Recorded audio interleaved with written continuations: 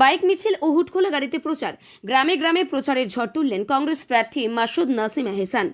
বিধানসভা নির্বাচনকে সামনে রেখে জোর কদমে প্রচার চালাচ্ছেন গোয়ালপুকুর এক বিধানসভার কংগ্রেস প্রার্থী মাসুদ নাসিম এহসান।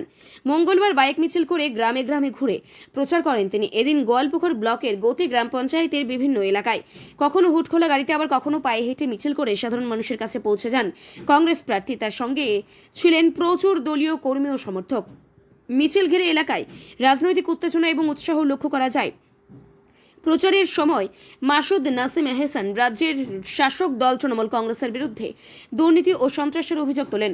পাশাপাশি কেন্দ্রের বিজেপি সরকারের ধর্মীয় রাজনীতির সমালোচনাও করেন তিনি। কংগ্রেস প্রার্থী বলেন, সাধারণ মানুষ পরিবর্তন চাইছে এবং দুর্নীতি ও বিভাজনের রাজনীতির বিরুদ্ধে এবার কংগ্রেসকেই ভোট দিয়ে জয়ী করবেন। পঞ্চায়েতের এখন আঙ্গন ভাষায় আছে, গুত্তি গ্রাম পঞ্চায়েতের আঙ্গন ভাষা গ্রামে আছে। কোন কোন এলাকায় ঘুরছেন? আমি পুরো গোয়ালপুকুর ঘুরছি। আজকে গুত্তি অঞ্চলের প্রত্যেকটা গ্রামে যাব এবং শাহপুরন যাব। আপনি বিভিন্ন জায়গায় ঘুরলেন, মানুষের কিরকম সাড়া পেলেন? খুব ভালো সারা পেয়েছি। দু হাত দিয়ে আমাকে আশীর্বাদ করতেছে, দোয়া দিতেছে। ওরা তো অন্যায় অত্যাচারের শিকার হয়েছে। মানুষ তো চেয়েছে যে একটা লোক দাঁড়াক, আমরা দাঁড়াইছি। আজ মানুষের কাছে কোনো অপশান ছিল না বলে মানুষ চুপচাপ ছিল। আজকে মানুষের সামনে অপশান চলে এসছে। আজকে মানুষ দেখে নিয়েছে যে এদের অন্যায় অত্যাচারের বিরুদ্ধে আজকে কংগ্রেস পার্টি রুখে দাঁড়াচ্ছে। তার জন্য কংগ্রেস পার্টিকে এবার দু হাত দিয়ে ভোট দিবে। আপনি যে বিভিন্ন জায়গায় ঘুরলেন, দেখা গেল যে বহু রাস্তার বেহাল অবস্থা, কি বলবেন? আমি তো প্রচার করলাম। আজকে গুতি গ্রাম পঞ্চায়েতে নাই করে আমি দেখছি 20 থেকে 22টা রাস্তা ভাঙা পড়ে আছে।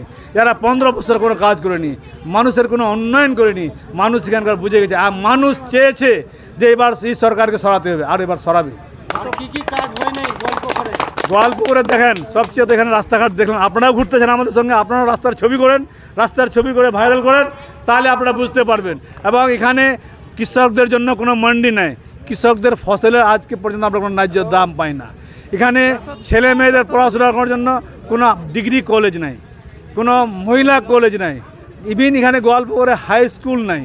এখানকার স্বাস্থ্য পরিষেবা কোনো কিছু নাই।